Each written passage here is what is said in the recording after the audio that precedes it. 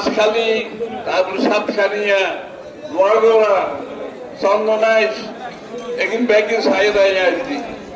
সুতরাং অনারা আপাতত এই ইতিমধ্যে 7 লক্ষ মানুষ পানিবন্দী, 7 লক্ষ ইতিমধ্যে আমরা আল্লাহর রহমতে অনুরোধ দোয়ার এই সরকার ইতিমধ্যে আমরা 75,000 মানুষের আরা খানা মিলে দিই, শুষ্ক হয় না, শোল ডাল ঢেল দিই। 40,000 মানুষের রান্না করে খাবাই। আজ 40,000 মানুষের চল দিয়া গেলি, এই হামিনও শুনতে তাই বলা দিলি।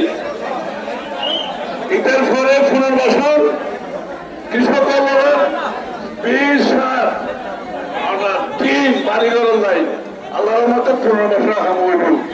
একে ধৈর্য করিবেন, সহযোগিতা করিবেন। আল্লাহর মতে এদের জনগণের নির্বাচিত সরকার। আর বাঁশখালীর মানুষ আমরা জাফর ইসলাম চৌধুরীকে বহুত সমর্থন দিই। জাফর ইসলাম চৌধুরীর প্রত্যেকটা মানুষের সাথে তার সম্পর্ক আছে। সুতরাং আর দায়িত্ব বাংলাদেশ জাতীয়তাবাদী দলের দায়িত্ব, তারেক রহমান সাহেবের দায়িত্ব। আমরা বেগুনের অনর পাশে থাকবো ইনশাআল্লাহ।